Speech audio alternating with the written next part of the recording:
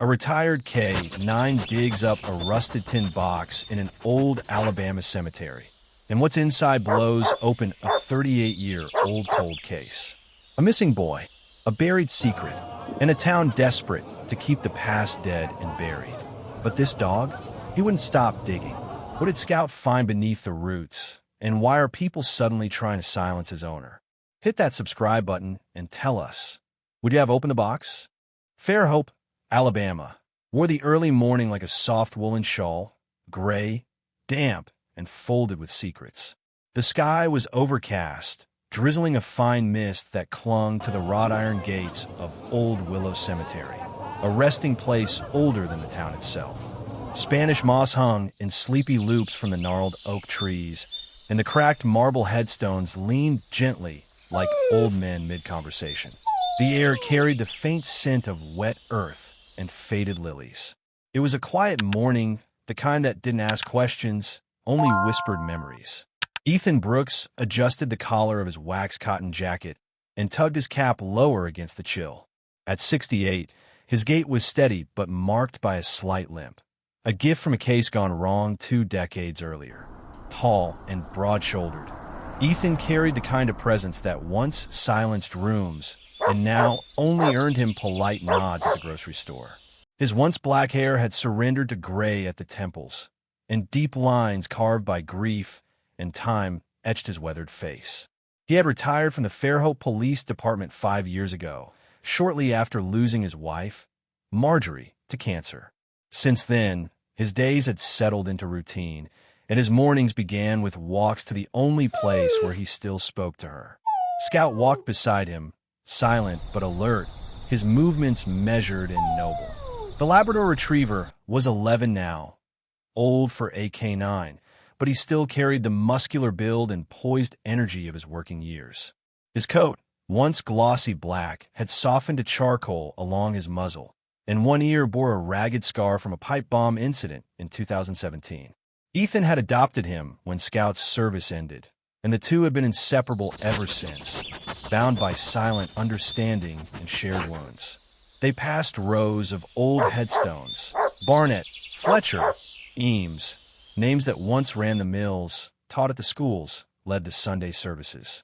Ethan paused briefly by Marjorie's stone, removed his cap, and murmured a few quiet words. Scout sat respectfully, eyes cast downward, tail still. Then suddenly Scout stiffened. His ears pricked. His nose twitched once, twice. "What is it, boy?"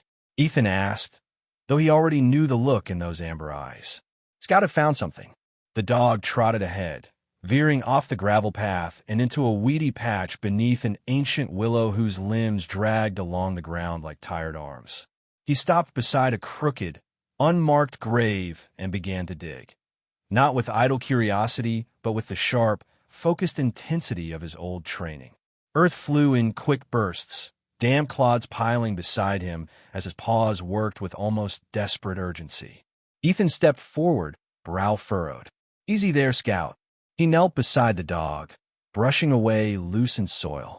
Just beneath the surface, partially wrapped in a crumbling oilcloth, was a rusted metal box, rectangular, the size of a lunch tin. The latch was corroded, but still intact. Ethan stared at it for a long moment before touching it. He'd seen plenty of strange things during his years in homicide, but there was something about this box that felt heavier than metal. A kind of hush settled over him. The cemetery seemed to hold its breath.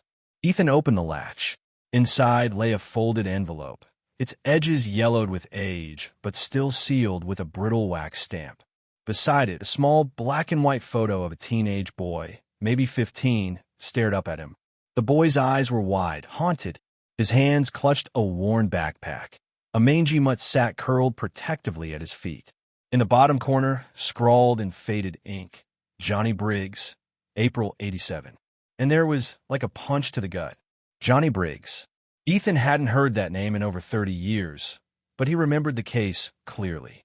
The boy had vanished without a trace in the spring of 1987. A foster child, quiet, polite, last seen walking home from school. His disappearance had rattled Fairhope, though interest faded quickly. No leads, no suspects. Just another runaway, people said. Ethan had just joined the force back then and had begged to work the case. He believed Johnny. Others hadn't. Beneath the photo sat a pocket watch, the kind a boy might have taken from a grandfather's drawer. The glass was cracked, the hands frozen at exactly 10:23. Ethan turned it over. The initials JB were engraved on the back. He looked at Scout. The dog was sitting now, tail curled beside him, eyes on Ethan like he was waiting for the next move. "Good boy," Ethan whispered, heart pounding with something close to fear. He gently refolded the letter and placed everything back inside. Standing, he scanned the misty expanse of Old Willow Cemetery, empty except for the ghosts of memory, and felt the full weight of what had just landed in his hands. It wasn't just a box. It was a door back to a case long buried, a door into the kind of truth that people in quiet towns work hard to forget. As the drizzle turned to rain, Ethan placed the box under his coat and began the slow walk back through the headstones, Scout pacing at his side. The past had clawed its way to the surface, and once it started, it never stopped. The rain had stopped by mid-morning, but the skies over Fairhope remained dull, a lifeless slate of gray stretching from the cemetery to the courthouse. Ethan stood under the canopy of the old sycamore outside the sheriff's station, the tin box wrapped tightly in an old flannel shirt and tucked under his arm. Scout sat at his heel, tongue lolling slightly, but his eyes were sharp, ever alert.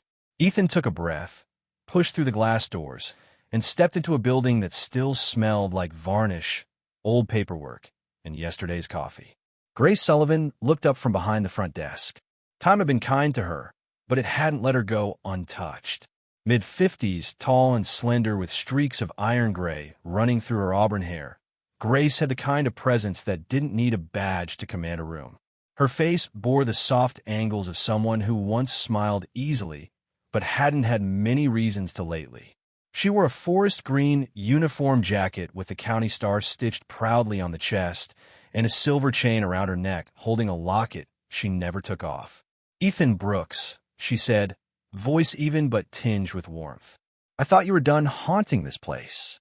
"I thought so too," Ethan replied, holding up the bundle. "Found this out at Old Willow." Her eyes narrowed. "What is it?" He laid the tin box gently on her desk. She opened it slowly. When she saw the photo and the pocket watch, her jaw tightened. "Johnny Briggs," she said quietly. "Lord have mercy." Ethan nodded. "You remember?" "Everyone does. But most folks pretend they don't." She sat back, folded her arms, and stared at the box like it might speak if given enough time. "He was just a kid," she murmured. "Foster system dumped him in with the Weilers for a year. Then poof. Gone. They said he ran away. Back then, everyone ran away." "He didn't run," Ethan said. "He was scared. That letter, he wrote it. Said someone was after him." Grace reached for her reading glasses, slid them on, and scanned the brittle envelope. "You read it yet?" "No. I wanted it logged, processed right. We're not in our 20s anymore, Grace. I'm not charging into this blind." She offered a slight nod. Smart for once. Scout gave a soft woof and lay down beside Ethan's boot. Grace looked down at the dog and smiled faintly. "He still got that nose. Better than mine." Grace reached in her drawer and pulled out a pair of latex gloves.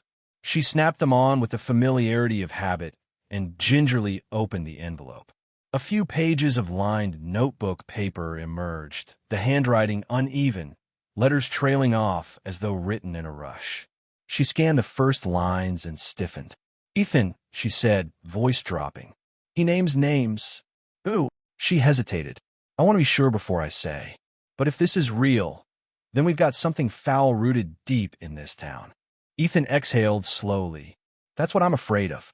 Across town, a rust-colored Jeep Grand Cherokee rolled into the gravel driveway of a modest ranch house. Emma Brooks stepped out, brushing the dust from her faded jeans. She was in her early 30s, tall and wiry, with sun-kissed skin and wavy chestnut hair pulled into a loose braid. Her boots thudded against the wooden porch as she hauled 2 suitcases toward the front door. She paused at the threshold, hesitated, then let herself in with the spare key Ethan had mailed her. The air inside still smelled like cedar and old books. A layer of dust covered the photo frames lining the hallway. As a kid, her mother, Ethan, and Marjorie. Emma sighed and set her bags down. Her fingers lingered over a cracked photo of her and Marjorie in a pumpkin patch. Autumn, 1996. She swallowed the lump in her throat. Emma had been away for over a decade. San Francisco had been her escape, her reset button. But secrets had a way of sticking, and lately they'd been scratching at the inside of her chest. Returning to Fairhope wasn't part of the plan. Then again, neither was the phone call from the hospital last month that made her buy a one-way ticket home. Back at the sheriff's office, Grace took Ethan to the old records room, a dusty maze of filing cabinets and yellowing paper. She unlocked the Briggs case file with a small brass key. Inside were a few interviews, the missing persons report, a statement from the Weilers, and a blurry photocopy of Johnny's school ID. Thin file, Ethan muttered. Too thin, Grace replied. Some of these pages are missing dates. Whole pages might be gone. I'm starting to wonder if someone didn't want this looked at too closely. Weilers, Ethan said. You ever talked to them since? Grace shook her head. They moved out west about 10 years back. Colorado, I think. But there's something else. Johnny wrote about a place. Said it was where they brought the others. Called it the Grain House. Ethan's brows furrowed. That's a nickname. Never came up in the original investigation. No, either it got buried or it was buried deliberately. Scout lifted his head and gave a soft grunt. Ethan turned to him, then back to Grace. I'm going to check the old farmland east of Route 12. There used to be a granary out there before the tornado hit in '89. You sure you want to go alone? Grace asked. I'm not alone, Ethan said, and gestured to Scout. That night, Emma sat curled on the couch with a cup of black tea. The silence in the house was both soothing and suffocating. She glanced at the old family Bible on the shelf, the one Marjorie used to read to her from. She hadn't opened it in years. Her phone buzzed. A message from Ethan. Need to talk tomorrow. Something's come up. Emma's stomach turned slightly. She placed the phone down and stared at the shadows dancing along the living room walls. The past was stirring, and she wasn't ready. But maybe it didn't matter anymore. Ethan parked his truck by the broken fence that lined what was once the Jacobson farm. The moon hung low and veiled behind clouds, casting a wan silver light over the prairie grass. Scout leapt down first, nose already twitching. They found the remains of the old grain house, half buried beneath thickets and vines. Scout barked once, then started circling the structure. Something here still breathed. Ethan stepped closer to the rusted door, hand resting on the tin box under his coat. Let's see what else they buried, boy, he murmured. And then from the shadows inside the grain house, something moved. The wind had picked up by the time Ethan reached the grain house, rustling through the broken rafters and whispering like voices not quite gone. The skeletal remains of the structure stood hunched in the darkness, timber warped, sheet metal curled like dried leaves. A rusted pulley system clung to the rafters like a dying spider, swaying gently in the cold Alabama breeze. Scout's tail was still, ears perked, nose pointed toward the shadows inside. Ethan moved slowly, his flashlight cutting through the gloom. The interior reeked of mold, old oil, and something faintly sweet, like decay long settled into the boards. His boots creaked across the warped wooden floor.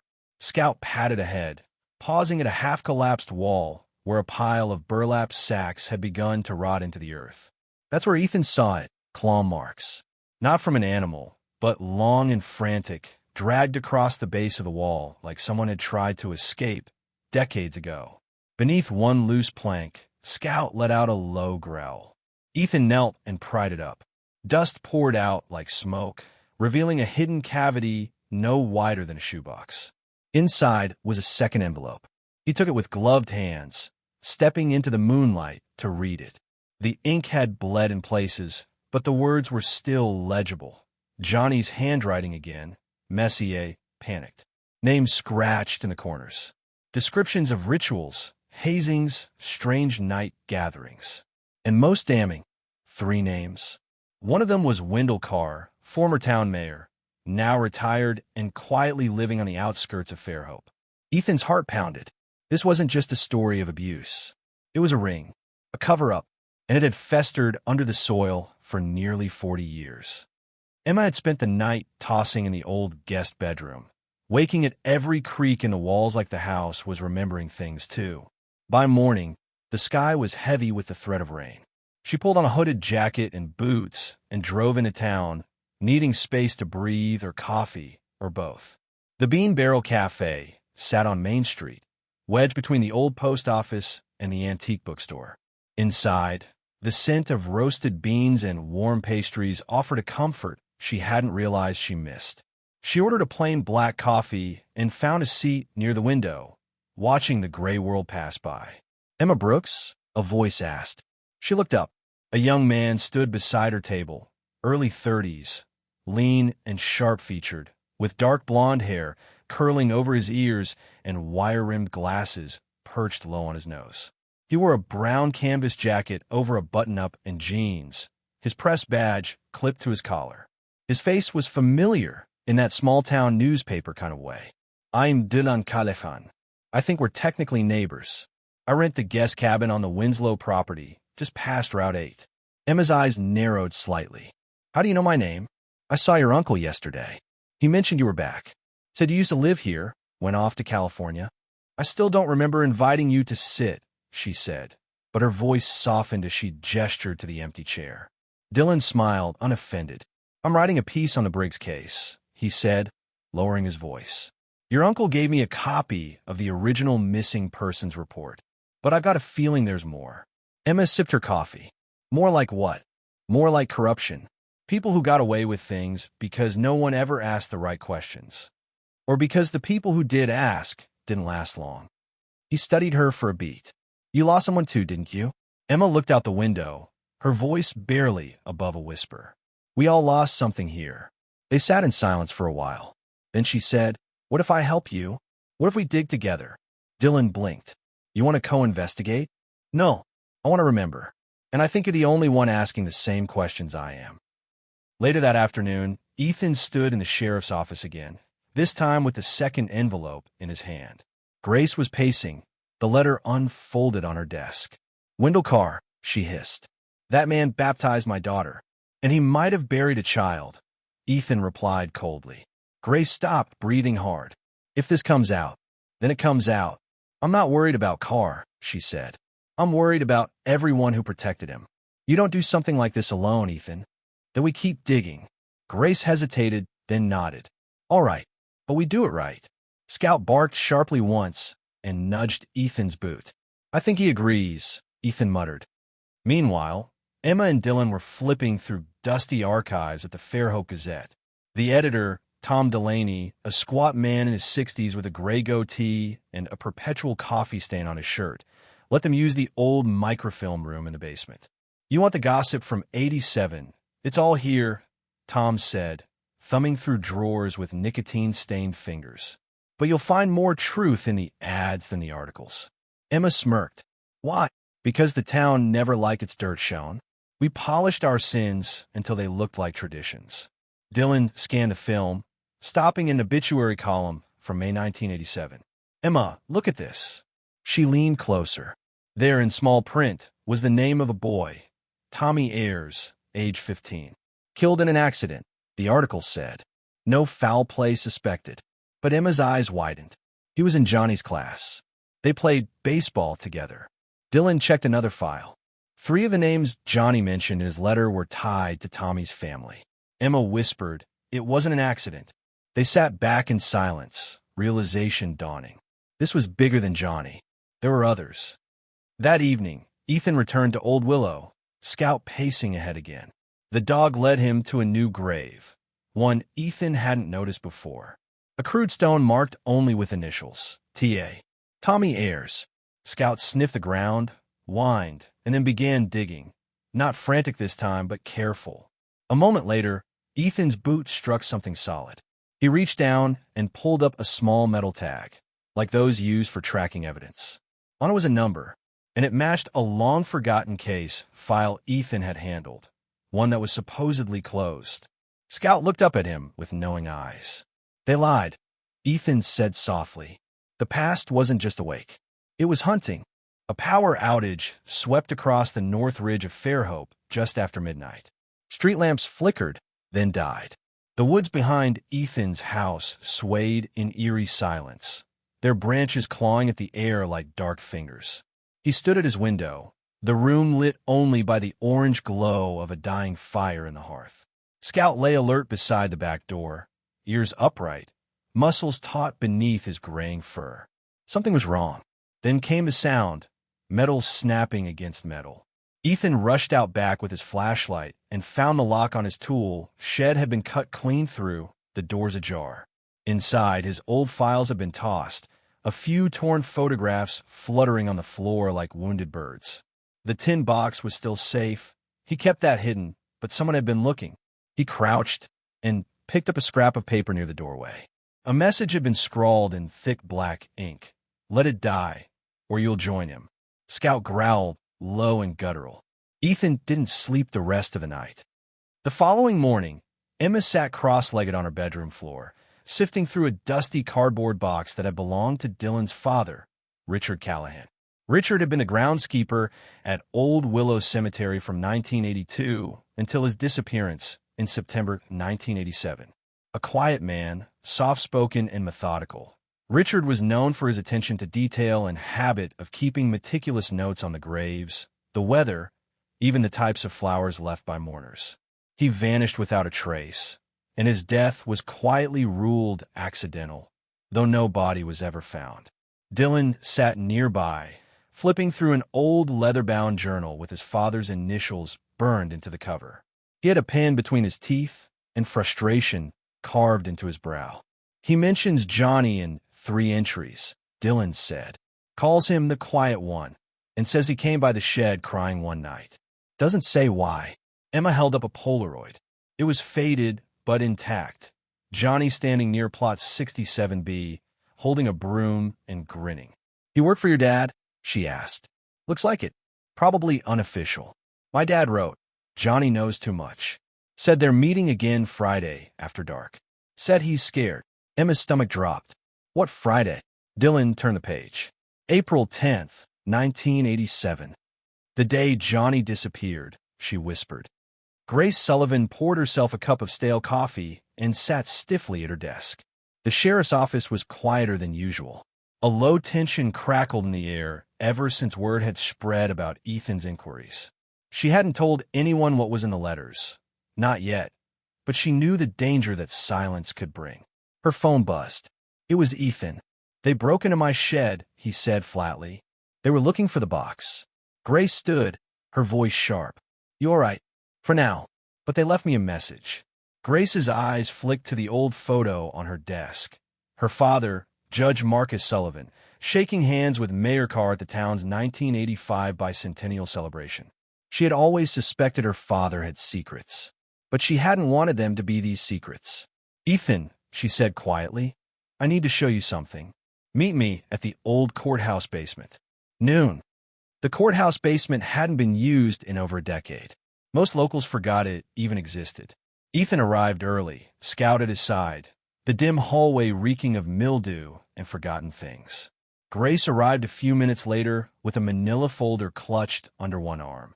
She wore civilian clothes, jeans, flannel, and a pistol holstered at her hip.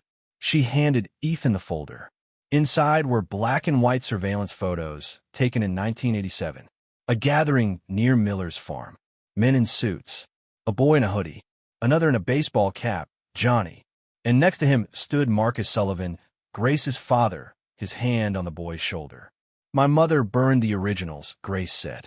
"These were copies I found years later, hidden in a Bible. I didn't understand what I was looking at back then." Ethan stared at the photos. "This is proof. Enough to reopen everything." Grace nodded, jaw tight. "It's why my dad always said Johnny ran away. He didn't. He was taken." Ethan turned the page in the folder. An inventory list. Alcohol shipments, cash ledgers, initials marked beside each item. These look like smuggling records. They were using the Miller property as a front, Grace said. Bootleg routes turned into something darker. Trafficking. Payoffs. My dad helped cover it all up. Ethan looked up, his voice heavy. We need to bring this to light. Grace met his gaze, and destroy our town's name in the process.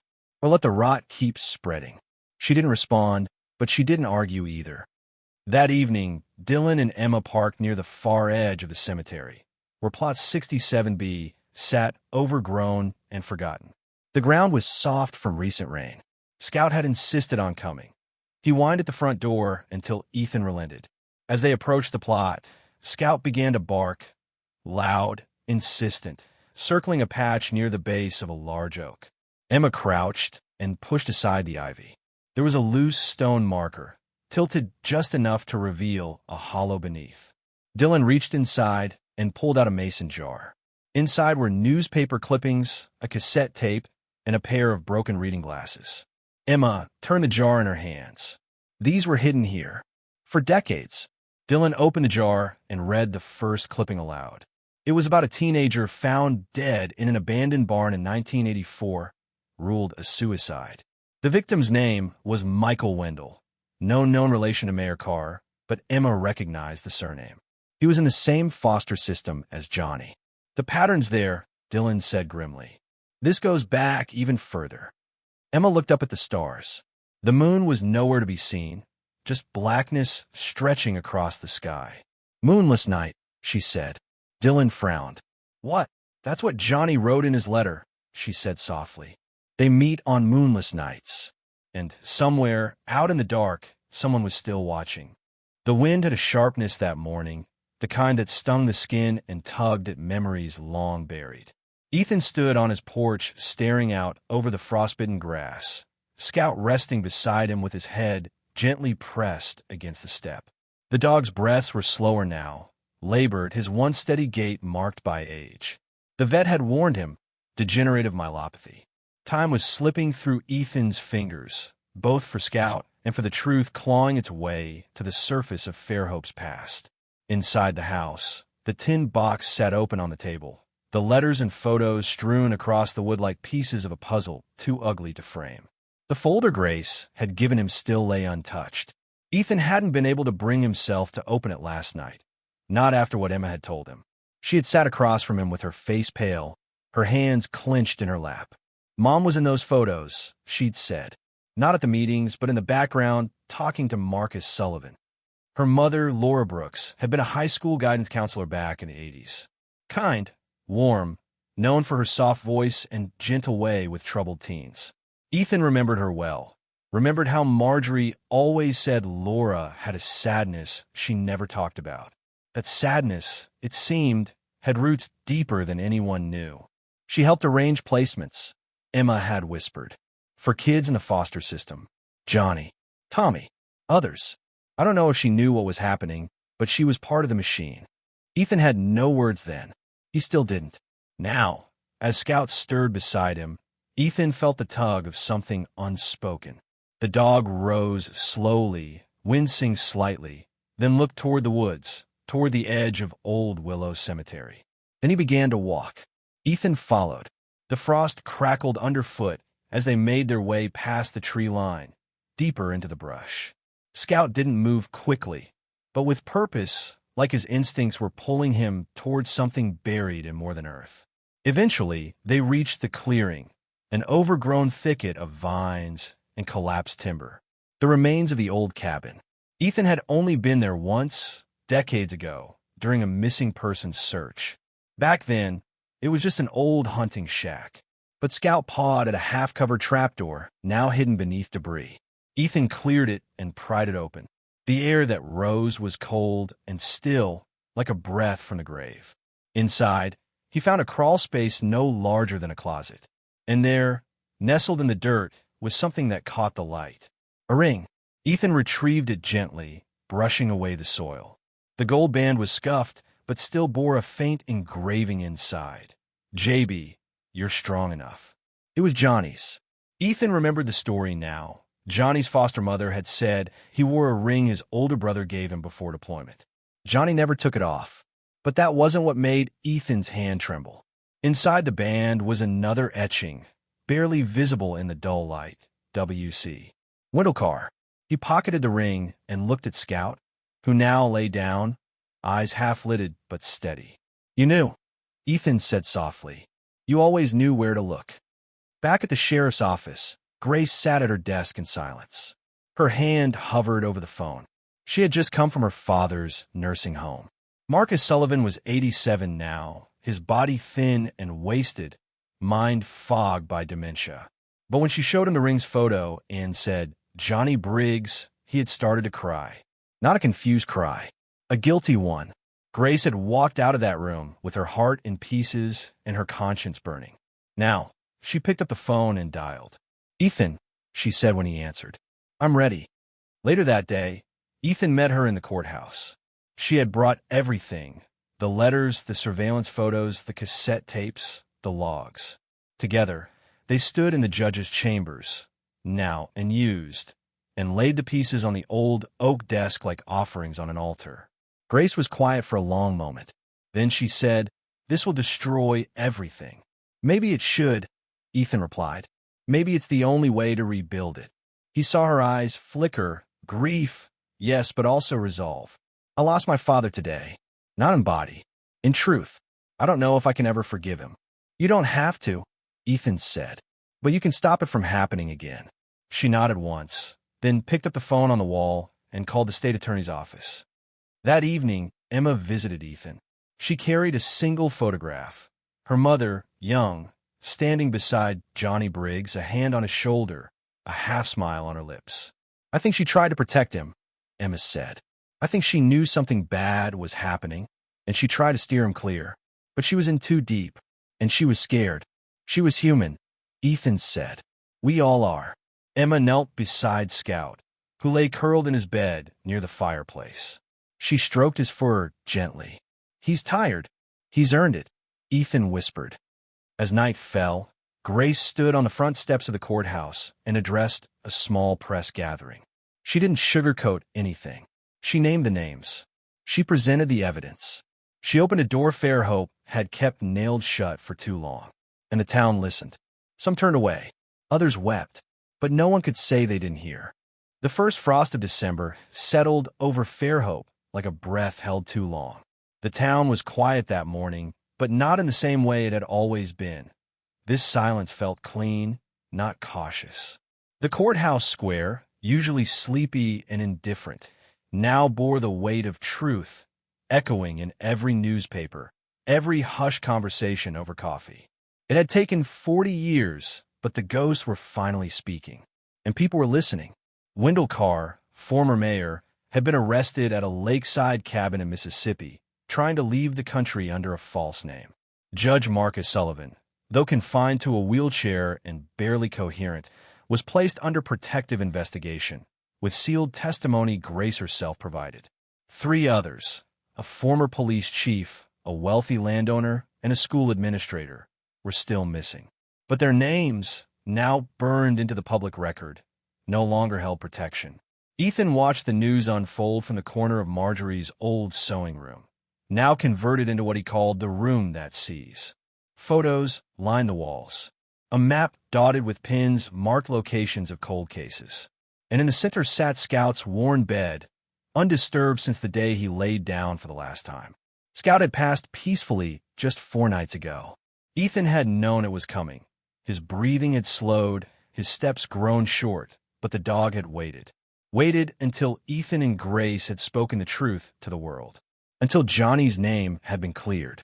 Until the story had aired on every screen in the South. Scout had waited to finish his work. Ethan had buried him at the edge of Old Willow Cemetery, beneath the willow tree they passed every morning.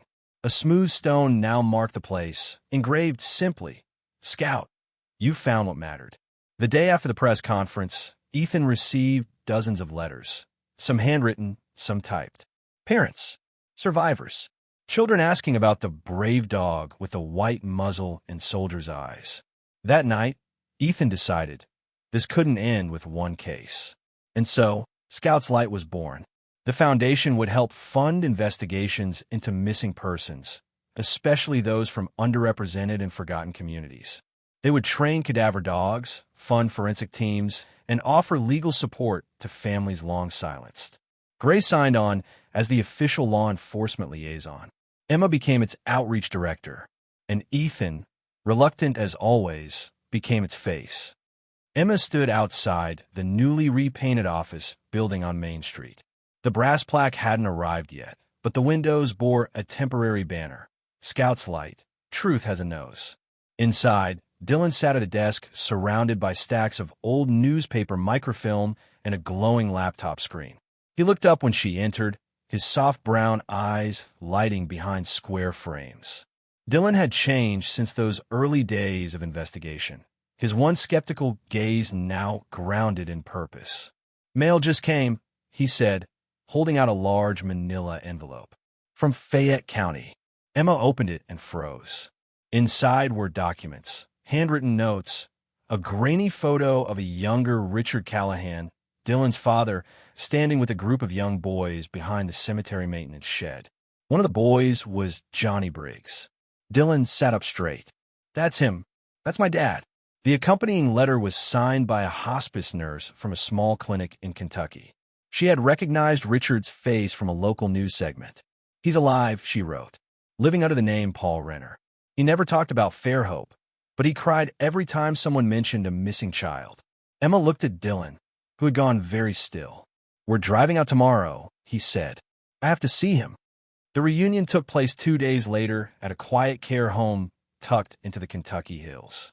The man who had once been Richard Callahan sat near a window, thin and pale, a blanket draped across his legs.